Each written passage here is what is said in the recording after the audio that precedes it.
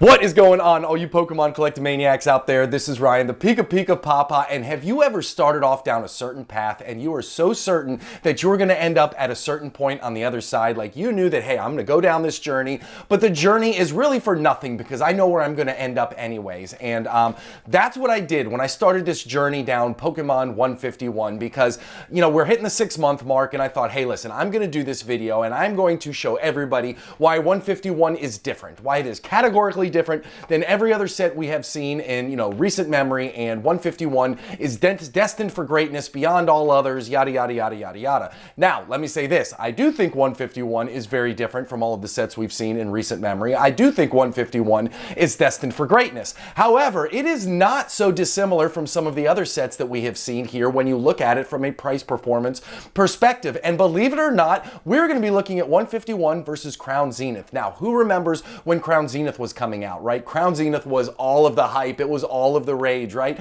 It was the end of an amazing era in Sword and Shield, and it had all of these outstanding cards in it, and everybody was fired up about it. And even after it launched, right? Like, it was such a fun product to rip. Oh my God, I remember ripping all kinds of ETBs with my kids, and we just had an absolute blast. And so when I was doing this research on 151, I always want to compare it to something. So of course I just said, hey, listen, Crown Zenith was a great specialty set that released recently, right? Let me go ahead and compare the two. And as I started getting down the rabbit hole of looking at them, I saw as many similarities as I did differences. Now, I do think that in the long run, 151 is going to end up being supreme. I think it's going to end up being superior to Crown Zenith. It's done all kinds of amazing things, not just from a card perspective, but also from a hobby perspective, right? Like, I get messages all the time about people who said, hey, 151 brought me back into the hobby. I saw these cards and it just reignited my love for Pokemon, so I jumped back in. Or people who had never been in Pokemon before and they talk about, I heard about this 151 set, I did some research into it, the cards are absolute amazing, and I thought this would be a great time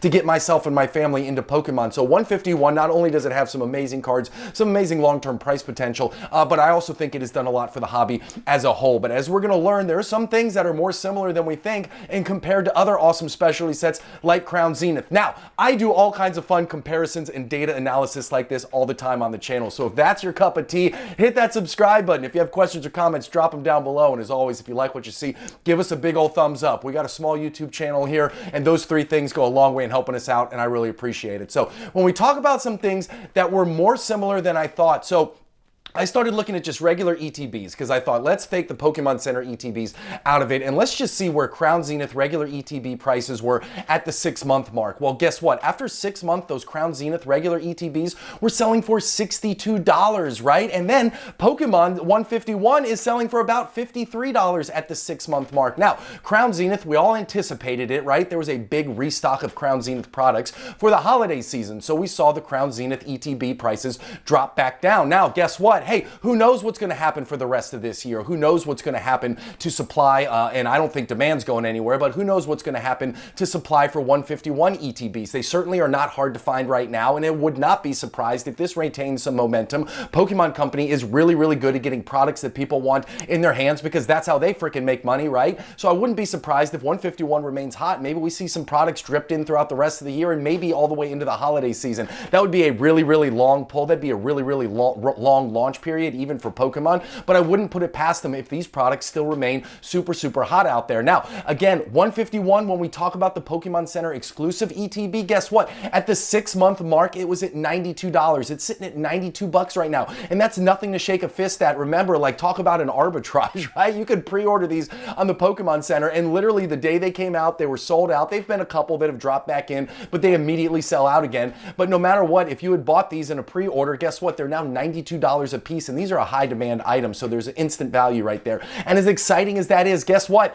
At the 6-month mark, those Crown Zenith Pokemon Center Plus ETBs, those were going for $120. So both of the ETB products, the regular and the Pokemon Center exclusive one, at the 6-month mark, Crown Zenith was actually more expensive, which is crazy. That took me totally by surprise. Like, I knew the Crown Zenith ETBs, the regular ETBs, were hot there for a while. I knew that they came out in this big initial push, and then they were hard to find for for a while, so the price started to skyrocket. But now you can find them anywhere. I still find them on Target and Walmart shelves. So it's going to take all that flushing out of the market to see if these start to pop again. But I do think that there's a lot of fond memories, like there's a lot of love in ripping these. And as we're going to look through the singles cards, we're going to see that there's a whole lot of excitement in the singles cards as well. But I was shocked when I found out that both versions of ETBs at the 6-month mark, Crown Zenith was actually more expensive than 151. Now, here's where things really get different in favor of 151, and that is the singles cards, right? Like, these singles cards have done what I just haven't seen happen before here in the Pokemon space. Now, I haven't been around forever, but I've certainly been around for quite a while. And when you look at what these singles cards have done, we always see what I call the Pokemon pop and flop, right? Like, Pokemon cards come out, they start up here, but as products are ripped and they come into the hobby, right, then they just start to drop in price, right? Supply and demand, right? As there becomes more and more supply into the market, it starts to feed that demand, and the demand becomes less because the people who want the cards have them. But guess what? These cards, no matter what, even though, and this is not a short printed set, right? Like, booster bundles are routinely coming back into stock. We talked about ETBs, like Pokemon Center exclusive ETBs have been trickling back in. Like, this is not a hard product to find. You can find all kinds of those Zapdos boxes, right? The poster collection boxes. You can, heck, the Mew 151 Ultra Premium collection boxes we're going to talk about in a minute. You can find all of that everywhere, yet still with all of that supply, the demand is still not met. And you know that when you look at these singles card prices, because they have remained flat. It is absolutely amazing. It is absolutely fantastic. And I don't know when we'll see this again. Obviously, I think we will. But to see this happen is just truly amazing. And it speaks to the awesomeness of the set. And it gives me all kinds of good feels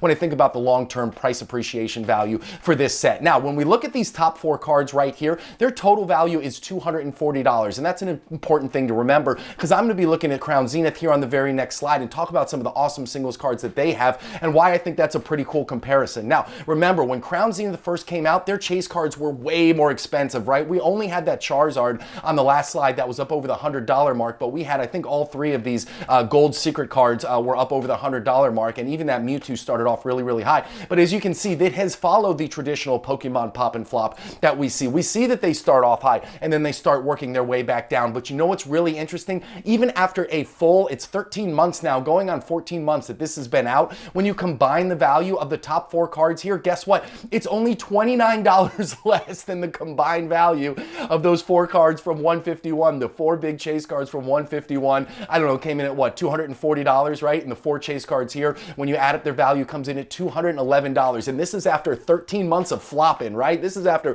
13 months of these cards coming down in value. Well, guess what? These are 1-month price graphs. If you look at these from a 3-month view, all 3 of those gold cards are actually on the way up. The singles cards prices have been going up steadily over the last couple months. Now, I'm not saying that these are making a turn. I'm not saying that people should go out and buy these cards because these things are all of a sudden going to take off like a scalded rabbit. I don't think so at all, but I do think that it is worth noting that these cards are starting to appreciate in value. Now, that Mewtwo card right there, I'm going to tell you right now, I love that card. In the early days, I predicted that that could end up being the big chase from Crown Zenith. And we see sometimes over the course of a year or 2, or sometimes even 3, the chase cards can actually flip-flop. Now, the Giratina has been able to retain that spot, and I don't know if the Mewtwo is going to be able to knock it off, but what I'm saying is I have so much faith and so much love in that Mewtwo, and that card is such an absolute freaking stunner. It is amazing to think of the quality of cards that are sitting here at the top of Crown Zenith. And when we talk about that, that is backed up by the fact that they still have such strong price points, even being out for as long as they have. Now, do they still have some drop left of them? Probably, but think about it. Those 151 cards haven't even hit their initial drop yet. They will drop it sometime. I feel like they have to. Like, I feel like as product continues to come out, as people continue to rip, as these continue to hit the market, they just have to go through some period of price normalization. Maybe I'm wrong, and it's just going to end up being the total anomaly of all anomalies of all time, and 151 cards are only going to be flat to price appreciation. I don't know. We shall see. But all I know is this. If they do start to dribble at all, if they do start to come down at all over the next 6 months, it'll be really interesting to look at this video again 6 months from now and say, hey, listen, now that Crown Zenith is 18, 19 months old, and now that 151 is 1 year old, who holds all the cards when it comes to, hey, ETB prices and also the top 4 singles cards? Because I think this is a really, really compelling argument. And I also think Crown Zenith is flying under the radar a bit with everybody focusing on 151. Now, we'll talk about some of the other products here. And again, you know, this isn't something that I'm telling everybody to go out and buy, but when I was sitting here thinking about Crown Zenith, it has some awesome ancillary products, right? Like this Pikachu Premium Collection box right right here. It's not going to get any love, but guess what? This was a Black Friday special that came out. Now, there was an original Pikachu box that came out. It had 5 packs in it. Well, guess what? This has 7 packs in it, plus a pin in it, and guess what? The MSRP on the 7-pack version was actually cheaper than the MSRP on the 5-pack version. Now, it's currently priced at $36, but it just came out. It's starting to come down in price. If this gets into the $30 range, you know how much I love sealed product of awesome sets that have some of the big names in Pokemon on it. So you're talking about Pikachu on Crown Zenith. I just think that has the opportunity to be great in the long run. Again, it all depends on what price you pay for it, so I'm not paying 36 bucks for it, but if it gets in the sub $30 range, guarantee you I'll be picking some of these up and putting them in the Poke closet. Now, the more Pico one over there, not really my favorite. I just use this to illustrate they did the exact same thing with this box, right? At first there was a 5-pack one that had the playmat in it, but then for Black Friday they rolled out 7 packs, and it's the same thing. It also comes with a pin as well. That is priced at $25. Now, if you're looking for a great price point for Crown Zenith, hey, it's I think $3.41 or something like that per pack. I can't do the math that fast in my head as I'm talking here, but I do think that from a pack price perspective, that's not too bad for Crown Zenith. Then we got the shiny Z and Z's over there, and that's another thing that I wanted to talk about, right? These boxes came out and they absolutely flatlined, but if you look at what they've been doing over the last 6 months, both of these have been going up in price over the last 6 months. So if these came out and I think you paid for them, I don't know, they were in the low 50s there, high 40s there for a while. If you were able to pick those up, you've seen some reasonable price appreciation over time. Like when I look at sets like this, I look for awesome sets, I look for awesome Pokemon in them, and I look for a great entry point. So these things right here are really exciting, and I think these could be some products that do really well as long as Crown Zenith continues to be this kind of unsung hero and ages like fine wine. Now, the next ones I was going to talk about are the same things from earlier, some ancillary products from 151. I know that I talked about the poster collection box and the Zapdos box. Those don't excite me quite as much as these two. For whatever reason, the whole world seems to be in love with these booster bundles. I seem to be like a voice of one. I just don't care for them. I don't understand them. You pay a premium for 6 packs in a box versus, say, the Pokemon 151 Ultra Premium Collection, where actually the price per pack is cheaper, plus you get the promo cards, plus you get the playmat, plus you get plus, all this other stuff. It just doesn't register in my small pea brain, so maybe